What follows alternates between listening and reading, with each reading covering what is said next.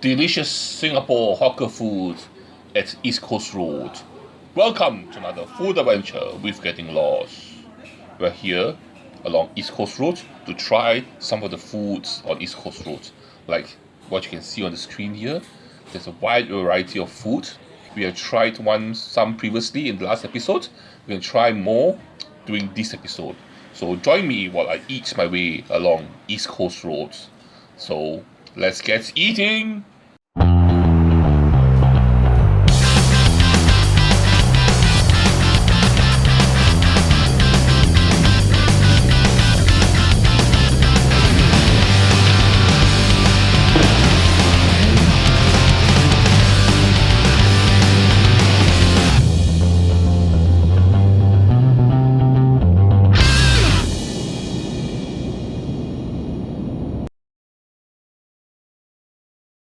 How to get there? First of all, you must get yourself to Dakota MRT station, which is on the Circle Line. Yes, the Circle Line, the one with the yellow color. Yes, the yellow color line. And you're looking for exit A. So once you get off at the gantry, you turn left, you head down straight, all the way to the end of the corridor, and you see an escalator. This escalator, what you do is you take the escalator up all the way to the top. Yes, to the top of the escalator. So at the top of the escalator, what do?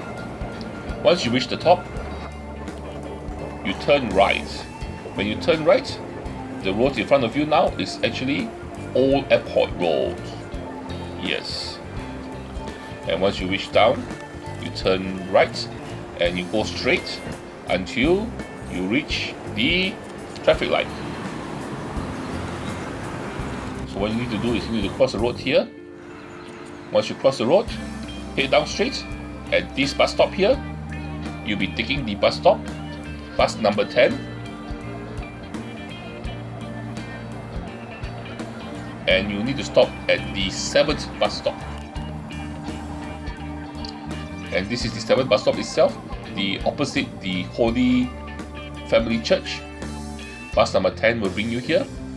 This is 7 bus stops away from the Dakota MRT station bus stop. And you'll be getting off at this bus stop itself, which is opposite the church. And you turn around here, and you go straight down, and you reach Ampang Nyang Tau Fu. This is the one person portion, cost me $9.20. You can have this also with rice. I decided to eat this plain without the rice. So you have a tofu skin on top, and you also have these different types of sauces, the sweet sauce and the chili sauce. You have a wide variety of different types of yong tofu, and you can actually taste that the yong tofu itself is handmade. So they've done it very well. And then they also have the fish ball, which looks like an egg, and all the ingredients here all done very nicely, very delicious. And even the soup itself, the soup is really good, very flavorful, very delicious, full of the soya bean flavor. And if you take one of the soya beans and you put it in the mouth, the soya bean itself is tasteless. So that means that these soya beans have been in the soup for a very long time. They are boiled until all the taste has been extracted and went into the soup. So the soup itself is really delicious. If you head down one more bus stop from just now, you will arrive here, or this bus stop is 8 bus stops away from the Dakota MRT station bus stop, which is right in front of this traffic light. And what you have here is this place. Directly across the road is Beach Road Prawn Mee. This is a very famous place, and there are always people eating here because the food itself here is really good. There are 2 stalls, one side here selling prawn mee, the other side selling ngoh hiang. And here is the menu itself.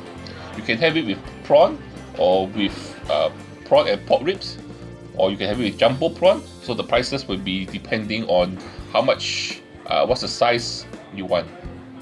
What I ordered was the $8.80 prawn and pork ribs mee. The noodle itself, the texture was not too bad, quite okay, but what's really good here is the soup. The soup itself has a very strong, very powerful, very tasty prawn taste to it. So that means that they actually cook the soup a very long time with the prawn heads, so to extract all the flavor from the prawns. And then after you add in the chili powder, boom, there's a nice spiciness that shoots right up to your nose. Very, very good. Gives you a good kick in the soup. The pork ribs here are just okay.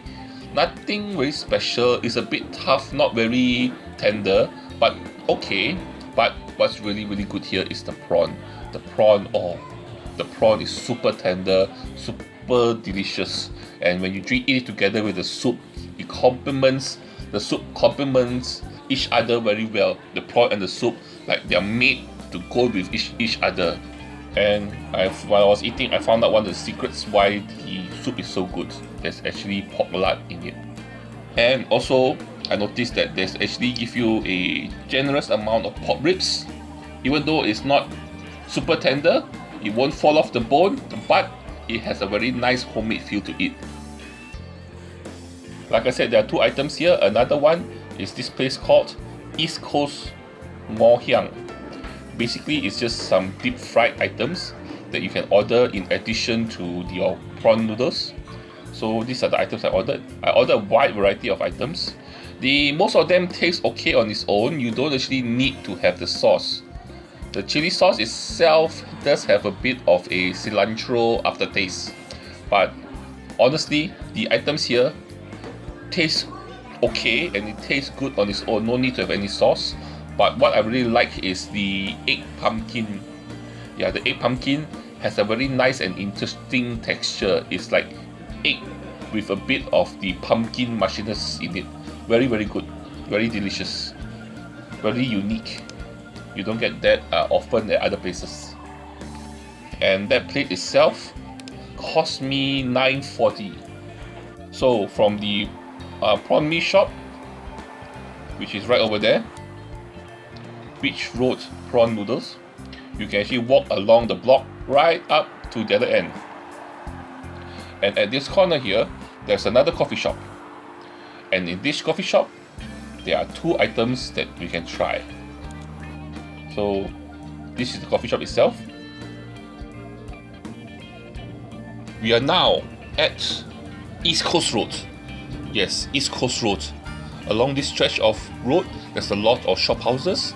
And in this shop house, at the corner here, there's a coffee shop.